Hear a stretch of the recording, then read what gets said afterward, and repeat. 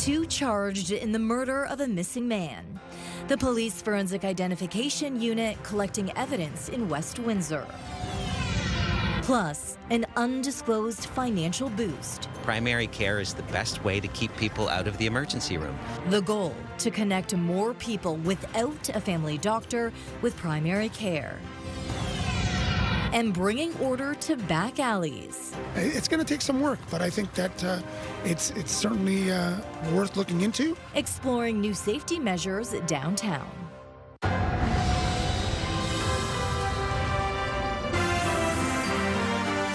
CTV News with Stefanie Masotti.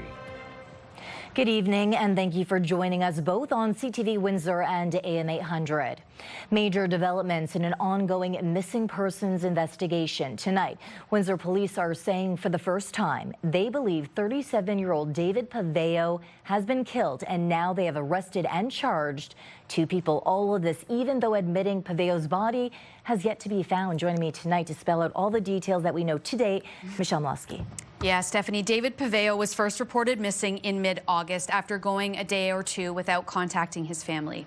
Today, around noon hour, Windsor police officers and forensic identification experts were at 1057 Felix Avenue.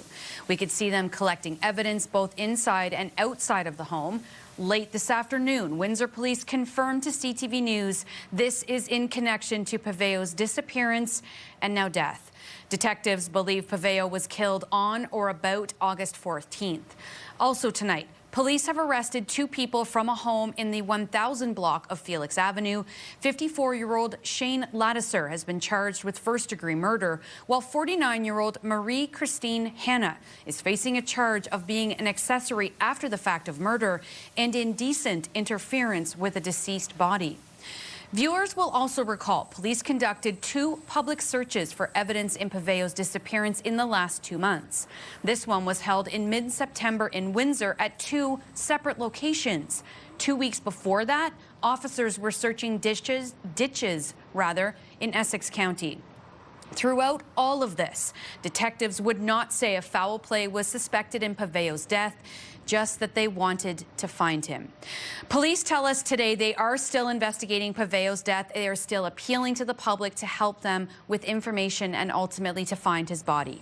Anyone with information is asked to contact Windsor Police or make an anonymous tip to Crime Stoppers. Stefanie. Michelle, do we have any idea when we can expect more details on this investigation? Yeah, absolutely. Windsor Police are telling us that they're going to hold a news conference tomorrow at 11 a.m. to field questions from the media about all of this, to try to keep the public thinking about David Pavao and anything that might help them in this.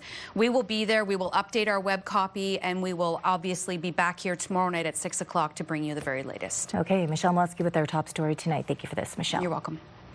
Damage is estimated at $100,000, mostly in smoke damage, following a fire in a second-floor bathroom at William G. Davis Public School in Windsor. The students were all evacuated and taken to W.F. Herman Academy for the rest of the day. Windsor Fire and Rescue Services say a school employee tried to use a fire extinguisher to put it out, but it wasn't enough. Fire crews had to extinguish the remaining flames, then turn their attention to clearing smoke from the building. Officials say they believe the bathroom fire was intentionally set, and an investigator is on scene. A suspect was taken into police custody before being released to their parent or guardian. Greater Essex County District School Board tells CTV News communications were sent to all families and no injuries were reported. A man with a knife was arrested near downtown Windsor Tuesday night after police received a call from a witness detailing a fight between two men around University Avenue West and Karen Avenue. The witness said then one of the men pulled out a knife and started chasing the witness. Officers quickly located the suspect, de-escalated the situation, and arrested the suspect. The PA systems, along with flight information displays at Windsor International Airport, were hacked this week by a third party with pro-Hamas messaging. Hacked by New hacked by Cyber Islam. Netanyahu and Trump. This happened Tuesday evening. Windsor Airport CEO Mark Galvin says staff responded quickly, shutting off the recorded announcement and removing the images before returning to normal operations shortly after.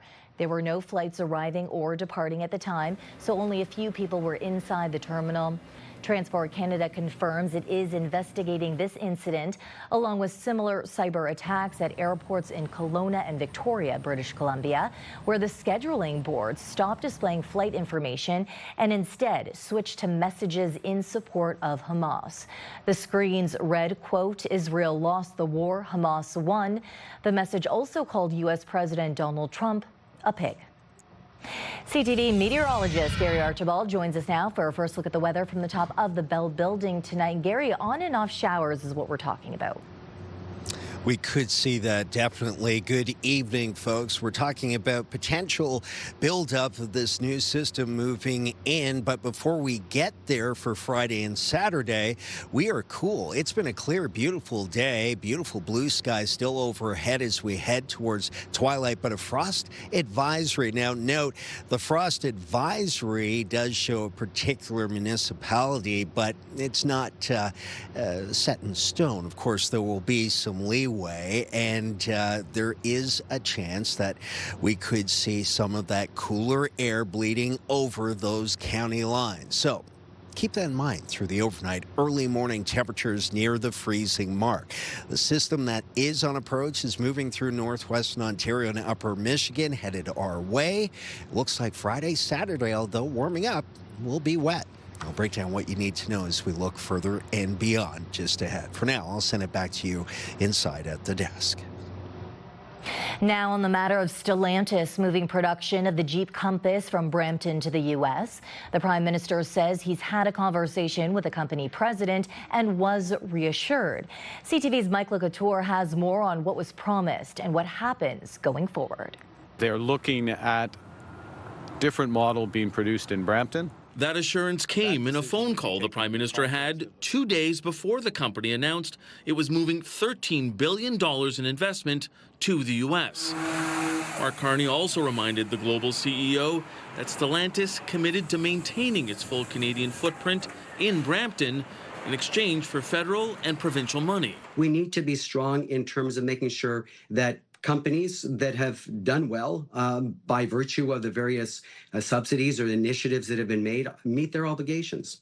It comes as Ontario's Premier has implored the federal government to hit back on American trade policies that Doug Ford says paved the way for Stellantis to move production. There's times to hit back and there's times to talk, and right now is the time to talk. Prime Minister. That restraint could be tied to a bigger calculation on Canada-U.S. relations. This is China versus the world. The American Treasury Secretary is calling on Western allies like Canada to back the U.S. in the trade war with China. We're going to have a fulsome group response to this because bureaucrats in China cannot manage the supply chain or the manufacturing process for the rest of the world. That comes after China's ambassador to Canada told CTV's Question Period that if Canada removes its 100% tariffs on Chinese EVs, China would remove tariffs on Canadian products like canola. It's not that simple.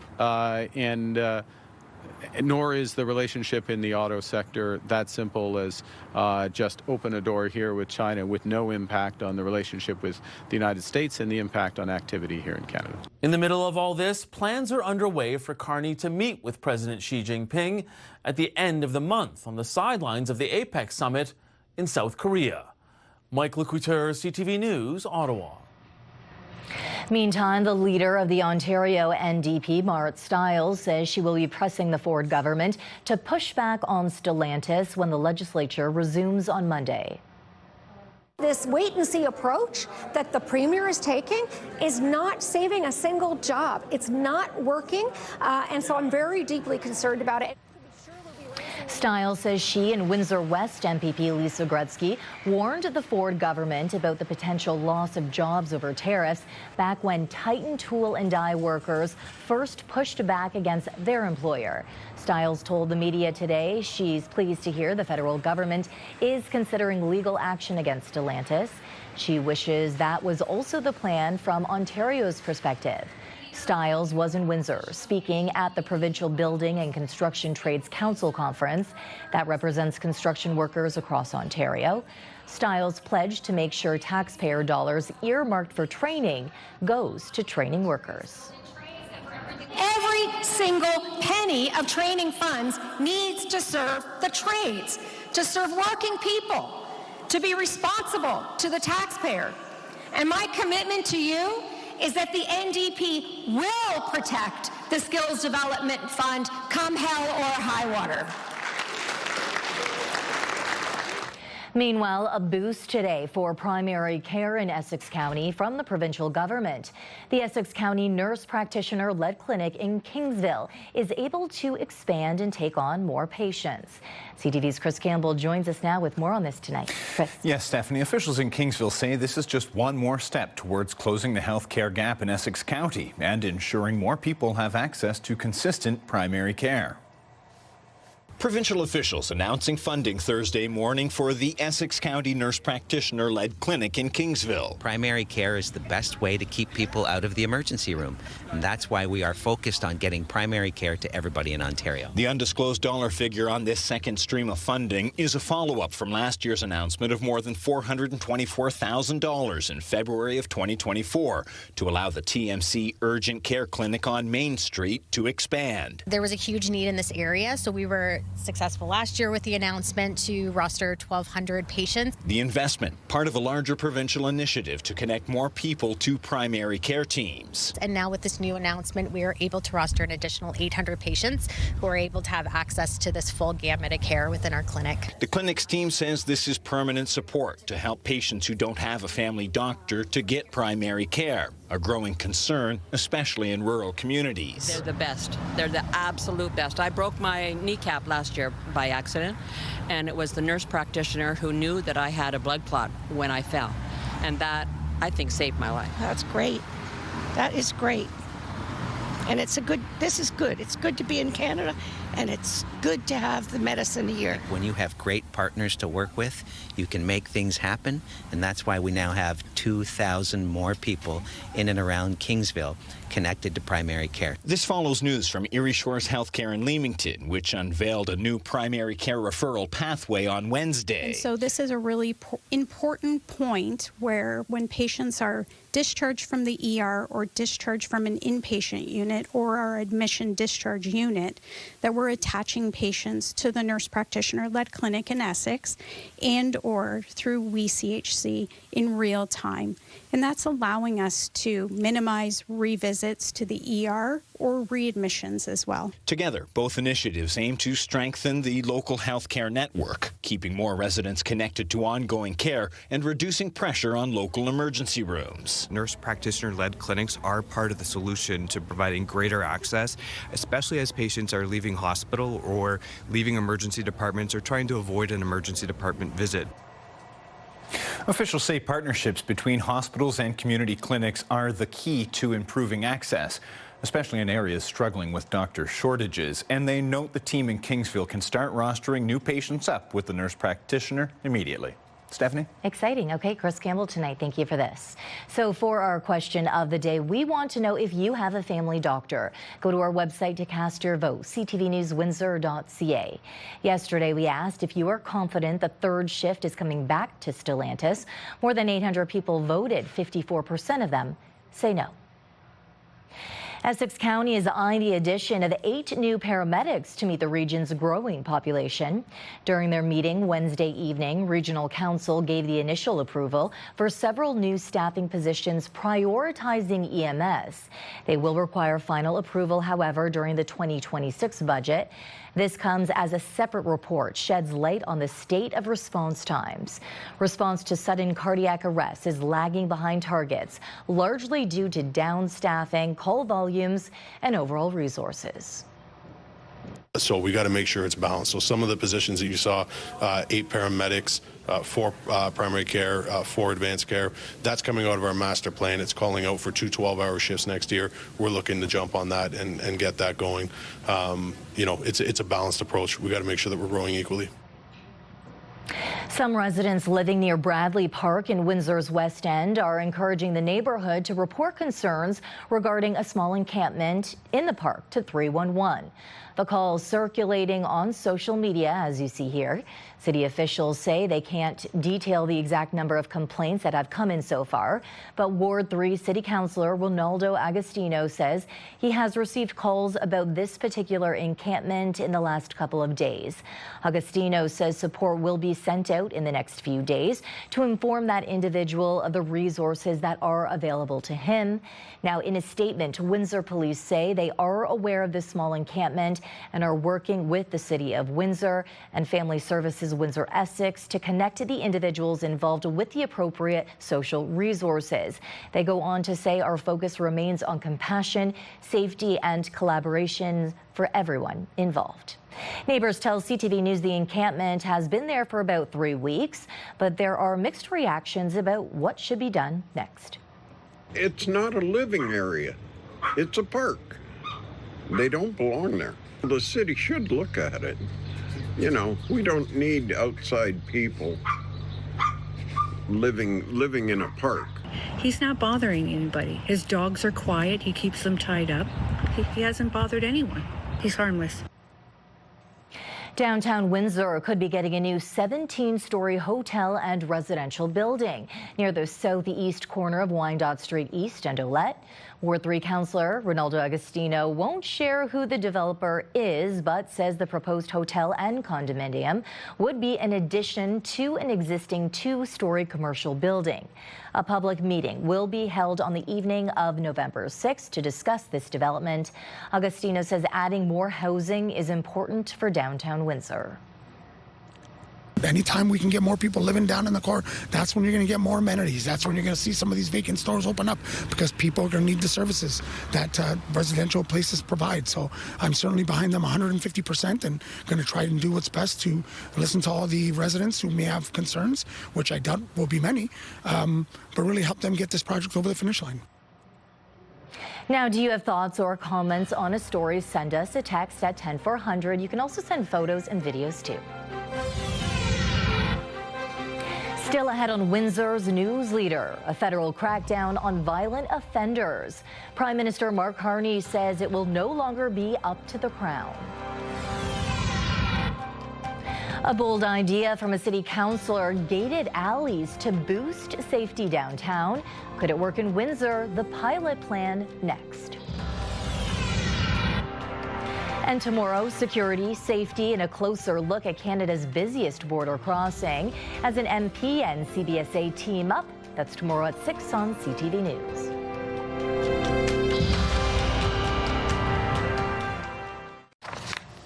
A promise today from Ottawa to get tougher on crime. After years of pressure from the provinces and police, the Prime Minister says a new bill will crack down on violent and repeat offenders. And there's a pledge to hire more police. CTV's Rachel Aiello reports. The federal government says a crackdown on repeat violent offenders is coming. It will no longer be up to the Crown to prove why someone should stay behind bars. It will be up to the accused to prove to the court why they can be trusted to be released. Prime Minister Mark Carney says next week the Liberals will introduce long-awaited bail reform legislation to keep those accused of serious crimes out of the community. The new bill will also amend the criminal code to allow consecutive sentencing for those convicted of multiple crimes, end conditional sentences for a series of sexual offenses, and impose tougher penalties for organized retail thefts. These amendments are aimed at addressing headline-making crimes, including the surge in some cities of brazen smash-and-grab robberies. But they're getting mixed reviews from criminal defense lawyers. And I think it's a measured approach. But at the end of the day, they just send a message because it don't really change that much, I have to say. But it sends the message that there is public concern. I think it may work to curb that type of behavior, but I also think it is a ton of lip service. These measures come after concerted pressure from premiers, police forces, and opposition parties. And yet Mark Carney has done absolutely nothing to reverse the Liberal laws that caused this chaos and carnage. Today, Carney also announced a nearly $2 billion funding boost for the RCMP. Coming in the next budget, the money will go towards hiring 1,000 new officers, increasing the cadet recruitment allowance, and dedicating more personnel to probing financial crimes. The devil is in the details. We're going to take a look at what comes out next week, but we're happy to see that we were listened to and some of the things we advocated for were included. Carney is set to continue his pre-budget pre-positioning tomorrow. The Prime Minister has plans to make what he called an important announcement on border security. Rachel Aiello, CTV News, Ottawa. If you're a parent, our next story won't sit well with you. Imagine boarding a flight, toddler in tow, only to have your child seated elsewhere. When you ask for help, staff reply, "You're on your own." Well, that's just the headline for a family traveling with a little one. CTV's Adrian Gobriel explains. A sun-kissed Florida vacation ended in a cloud of uncertainty. The McLaughlin family's journey home to Toronto began with a 5-hour flight delay. Then the family of 4 learned that their 18-month-old daughter, Margaret, who they call Molly for short, had been placed on standby. I said, how could she be on standby? Eventually given a ticket, the McLaughlins then realized their toddler had been assigned to a seat all by herself, more than 6 rows away from her closest parent. Greg McLaughlin claims Air Canada flight attendants then refused to ask customers to switch seats, leaving the family to figure it out with passengers on their own. You are a very large company that operates airplanes. You should know that children are on the plane, and you should make sure that they are safe, full stop. Regulations state that children under 5 should be in a seat adjacent to their parent. Hello, Greg. This is Amanda from the Canadian Transportation Agency. Following a months-long investigation by the Canadian Transportation Agency, the CTA left this voicemail for the family last week. We want to inform you that the investigation has now concluded and no enforcement action will be taken at this time. I don't know why the Canadian taxpayer is paying for that agency. I'm not sure who they're protecting. The maximum fine Air Canada could have received is $25,000. Consumer advocates believe the lack of action highlights a systemic issue. The Canadian Transportation Agency and the government are serving the airline's private, financial, corporate interests instead of the public interest of passengers. In an email, the CTA say their investigation found that the infant was seated with her family for flight AC 1659 and that no infraction to the regulations was found. According to her father, the only reason Molly ended up seated with her family was because her parents and passengers fixed the issue, while Air Canada staff refused to help. An email from Air Canada in part states that the airline has since taken measures to reinforce compliance through improved seat assignment technology. Air Canada eventually offered the family vouchers for future travel. The McLaughlins have declined. For the family, they say this was never about receiving compensation. They never asked for vouchers. They simply wanted Air Canada to be held accountable. In their case, they believe that's something the Canadian Transportation Agency has failed to do. Adrian Gobro, CTV News, Mississauga, Ontario. Safety in some downtown alleys is a concern. Downtown Councillor Ronaldo Agostino is exploring a new approach that could cut down on the trouble. CTV's Bob Belichico joins us tonight to explain. Bob.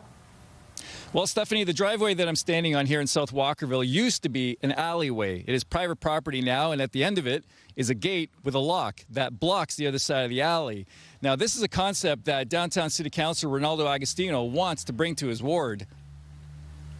I'm the kind of person, I'm the king of the pilots, baby. Let's give it a shot. City Councilor Ronaldo Agostino is floating the idea of installing gates like this one at both ends of downtown alleys in neighborhoods that want them. I actually saw it when I was in Seattle last year as well. There were some gated alleys, and with some of the issues that we're having in our alleys, I thought, why don't we look into that and see if that's a possibility? He has also seen this now private driveway in a dead-end alley in South Walkerville. Before we had this, there's a lot of people walking through our alleyway going to Optimus Park. And now it's kind of secluded and it's a lot safer. Zach Militek and his neighbor bought the alley from the city, paved it, installed a gate, and added a lock. We were approached by the city to buy the alley, so we did that. We split it, and then we paved it and put the fence up just to kind of make our surroundings safer in South Walkerville. Across the street, another neighbor is dealing with steady foot traffic. We have a problem with a direct access to that park. So a lot of people who are not supposed to be in the park at all hours of the day and night have a direct line through here. So yeah, it would add to security. The downtown gates would be backed financially by residents on the block, with options ranging from lock and key to key swipe entry. That would help us out here with having unwanted people in the alley. We've had some problems with things being thrown in the pools around here. People that are not wanted in our yard, that would keep them out, I would hope.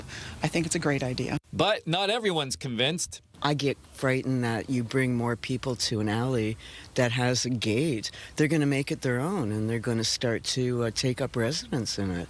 That's just my opinion. Agostino says many factors, including access by first responders, will have to be considered. Maybe it's a bad idea, but if you don't ask, you don't get. And I'd like to know more because, like I've said, I've seen it in other places. I've seen it in Walkerville, and it seems to work. So I'd like to know more for my residents, for the residents of Ward 3. Now, there's no timeline on when administration will put forth this report, but Agostino is definitely looking forward to seeing it. He wants to turn this into a pilot project as soon as possible. Stefanie? Interesting. Okay, Bob Belichico, thank you for this, Bob. Also, around 100 people packed inside a community center in Windsor's West End last night to hear from candidates running in the Ward 2 by-election. What topic regarding Ward 2 would you like to see on the first agenda of your term on council? That's 89X afternoon host Dan McDonald serving as the moderator for the All Candidates Forum at St. Angela's Hall. 13 of the 15 candidates participated, taking questions that were submitted in advance by the audience and picked at random. Because of the whopping number of candidates, some questions were limited to yes, no, single-word answers. One organizer says having 15 people on the ballot can pose a challenge, particularly for those undecided voters. Because people have a hard time choosing. Why are there so many candidates? Because people don't realize what the job is. I think there's a lot of people in there that have no idea how fast they have to ramp up, how quickly they need to understand how council in the city runs, and how they need to inform themselves of what the key issues are.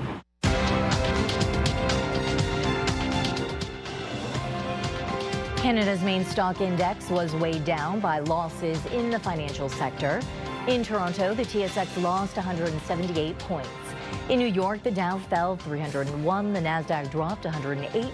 The Canadian dollar down 0.02 cents for the day. On commodity markets, gold gained $103 an ounce, oil lost 85 cents a barrel. The cause of the stroke has been identified. Life-saving details after stroke. Next, how this Ontario-made tech could change stroke care forever. Let's take a look at our CTV News weather snapshot. Thanks to Jonathan Brown. It's beautiful. We'll talk perhaps not so beautiful. Temperatures, frost, perhaps. Next.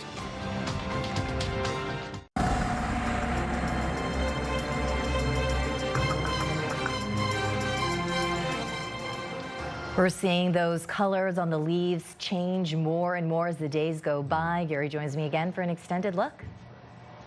And more of those leaves are on the ground, so get out and enjoy this beautiful fall color. This season, my favorite, and I think a lot of people enjoy it. Today was gorgeous. Beautiful blue sky, one of the most blue, perfectly blue skies I've seen in quite some time. Reached a high of 17, about 1.5 degrees above seasonal. We're getting colder each day in terms of the averages. We would expect that at this time of the year. Air quality is decent, between 2 and 3 across the region. There is a frost warning, by the way, for our friends in the Chatham-Kent area, North and South Buxton, Erie, Rondo Park could see temperatures hovering around the freezing mark through the overnight. It's an advisory, just to watch out for that and keep that in mind. Temperatures still in the mid-teens, 16 about 17, mid-60s degrees Fahrenheit for those concerned. And temperatures certainly cooling off in northern central Ontario and the prairies, in particular for Saskatchewan and Manitoba, where we are tapping into some colder air in due time. Certainly by Monday, Tuesday. More on that in just a moment. Nothing to see here. Satellite radar showing a clear sky. If we do see any cloud, it's of the fair weather variety. And then we'll see some showers building in. Increasing cloudiness Friday into Saturday. Sundays partially potentially rainy early in the morning. But I think Friday is a cloudy day, and so too for Saturday. And we'll see some rain, too, some accumulation spreading from northern central Michigan, sliding right through the heart of southern southwestern Ontario. It is less than 5 millimeters in terms of total accumulations over the next 24 to 36 hours. So it's light, but it's there. And I think Sunday we'll see again some more rain. Now, tomorrow, cloudy, 19. Then we're looking at 23 on Saturday. Again, it's the overnights, Friday overnight into Saturday morning, showers potential. And then Saturday night, overnight into a soggy Sunday. We're 14 degrees on Sunday. Wow, big drop. Then Monday, some sunshine again, 16. Then we're looking at an average temperature next week between Tuesday and Thursday of about 15. But mostly cloudy conditions. That's a look at your Enercare 7-day forecast. Lifetime, brought to you by Safeguard Medical Alert Systems. A tiny camera that allows doctors to see inside the blood vessels inside of the brain has been licensed by Health Canada. CTV Spencer Turcotte has more on the new technology that was developed in Kitchener.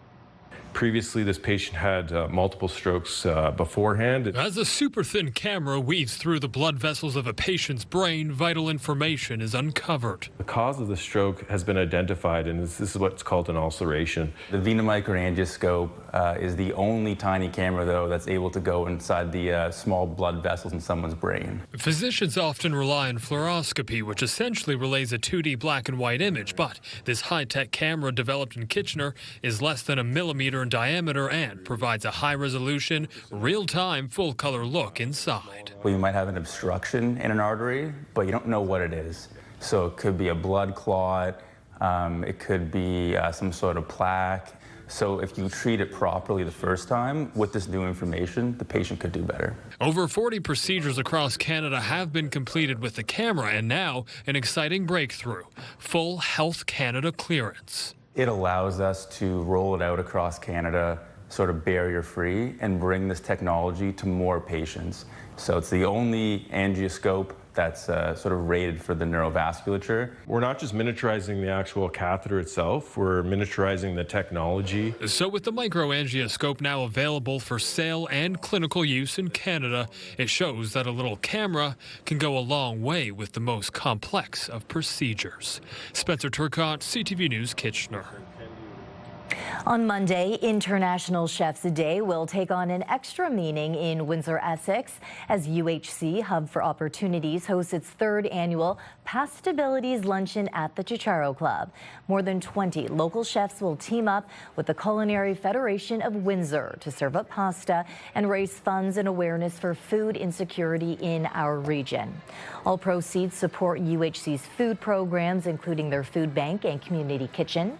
Organizers say with over 235,000 food bank visits last year, and 30% of them children, the need has never been greater. Definitely in Windsor, Essex, especially with everything going on with south side of the border. We want to make sure that people at least have some good food and are able to raise some money. You get a container, and the container gets filled with 3 portions of pasta for $20. So you get to try 3 restaurants, and if you want more, you can come and get more. Hotel Dieu Grace Healthcare has a newly renovated waiting room for its dual diagnosis program. It's designed to be a calm and supportive environment for clients living with both developmental disabilities and a persisting mental health disorder. The hospital says previously clients were often left feeling overstimulated and anxious before their appointments.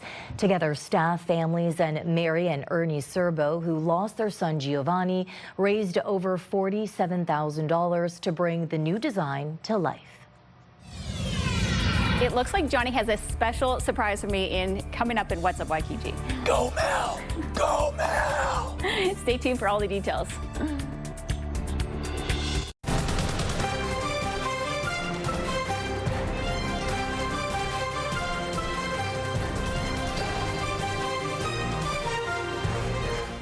A Home Depot in Toronto is confirming Premier Doug Ford did threaten to beat up a Home Depot shoplifter at their store over the summer. Ford telling the story during a speaking engagement in the city. CTV Siobhan Morris has more on the incident. It was an out-of-the-blue reveal from the Premier in a fireside chat in front of the Empire Club on Tuesday. Can I tell a little story? Please. Story? Please. Doug Ford shared that a few months back, he gave his security detail the slip and went plant shopping at Home Depot early on a Saturday morning. That's where he saw a shoplifter leaving the store. The store manager yelling for him to come back. Company policy is not to chase. So I was in my car. I said, screw this. I'm going after this guy. Ford says he did catch up with the suspect in the parking lot. I said, buddy, what's in your bag? Nothing's in my bag. I said, buddy, I'm going to kick your ass all over the parking lot. Show me what's in your bag. And I did. I couldn't help myself. Ford says the man emptied out a bag and a stolen saw blade was inside, as well as some tools of his own. And then I went on to tell him if I ever see him in the parking lot, he's going to get a beating like he's never got before. But that's what you have to do. Home Depot Canada confirmed the incident happened in July at their store in Rexdale. They declined to provide more specifics, but shared this statement. Organized retail crime is a serious issue that continues to grow in Canada and can lead to threats of violence and vandalism. The safety of our customers and associates is our first priority. The leader of the opposition not impressed with the Premier's street justice. He is not Batman, right? He is not Captain Canada. 800,000 Ontarians want him to be chasing jobs here in the province of Ontario. The number of people currently out of work. Siobhan Morris, CTV News.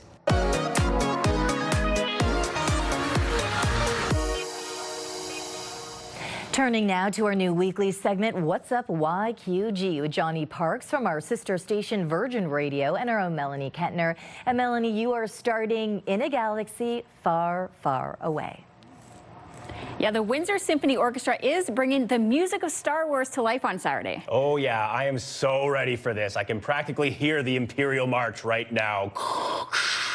This sounds like an absolute must-see for any Star Wars fan or anyone who just appreciates incredible film scores. Absolutely. The WSO is set to perform the iconic music from John Williams' legendary scores, and we're talking about all those unforgettable themes that defined a generation, Johnny. Yeah, and I heard they're making it interactive, which is pretty cool. It's like, name that tune with the maestro. I feel like I would ace that challenge. You probably would.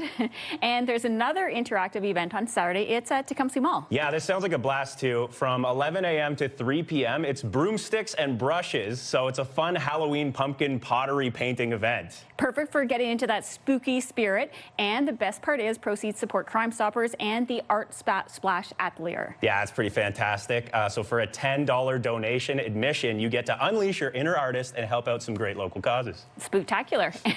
And I hear there's a comedian coming to town this weekend? Yeah, Jerry D is going to be at Caesars Windsor on Friday night. He's very funny. And what about some outside events this weekend? Couple markets going on. You got the Family Fun Fall Market and the Tecumseh's Farmers Market. Perfect. And of course, we can't forget about an event I'm excited about, the Detroit Free Press Marathon. Yeah, I can't believe you're doing this. The non-runners like me can line the drive on Windsor's riverfront to cheer on their favorite athletes, and I actually brought something to help cheer you on, Mel.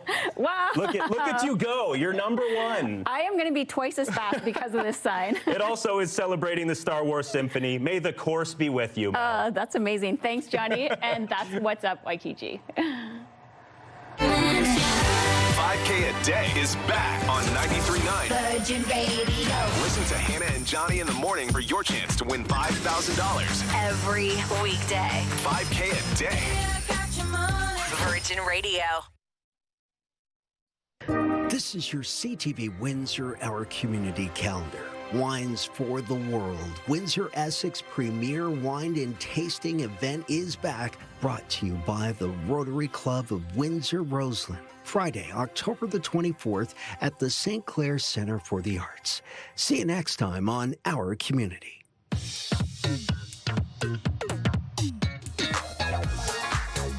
It's time to check in on what's happening now with Melanie Kentner. Now, Melanie, we have more reaction to Stellantis' announcement yesterday that they are moving the Jeep Compass plant from Brampton to Illinois.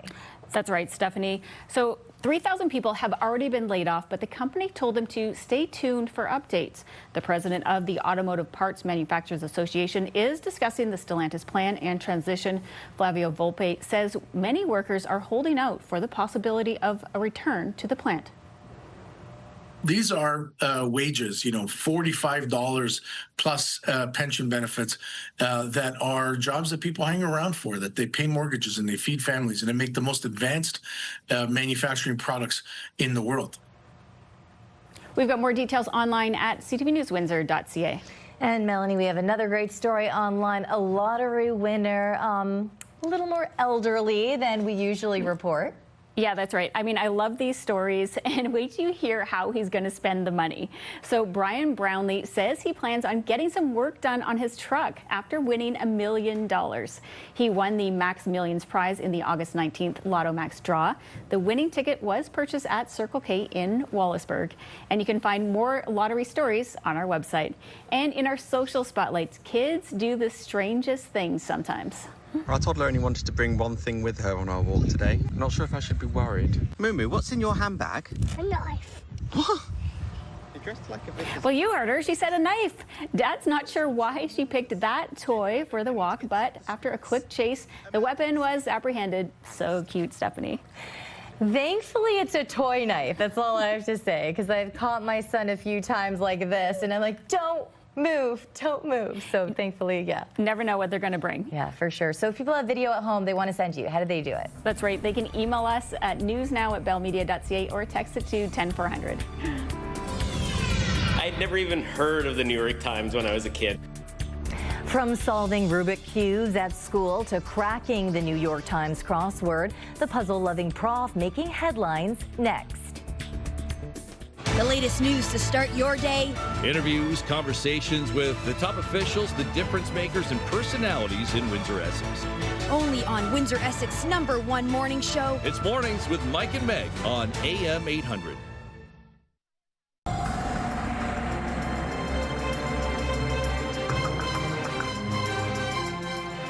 You were mentioning that blue sky earlier in the show. Gorgeous. Yeah, gorgeous conditions. We're likely to still be clear for the most part for tonight. Let's talk 7-day forecast. And temperatures are going to be fluctuating. We'll actually go up to about 19. Our average at this time of the year is just shy of 16. It's below 16, in fact.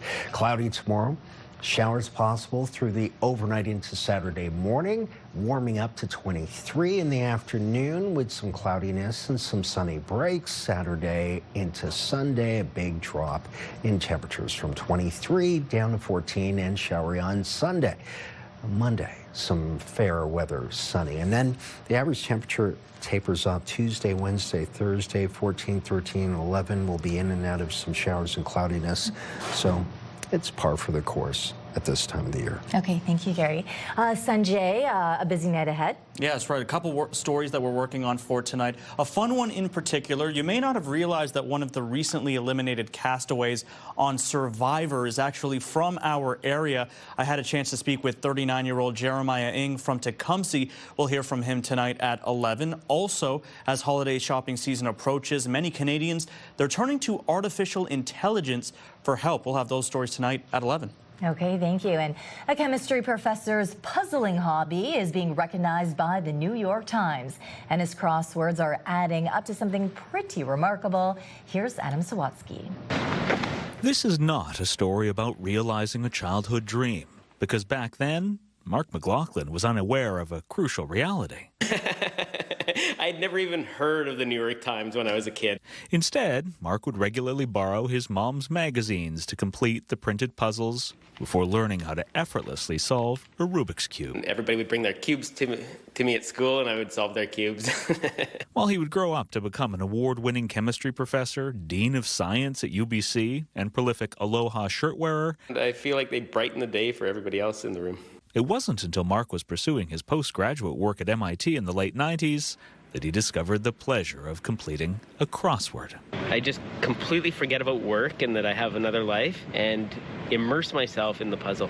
Until one day, Mark wondered, who actually makes the crosswords? Found out that anyone can submit a puzzle to the New York Times.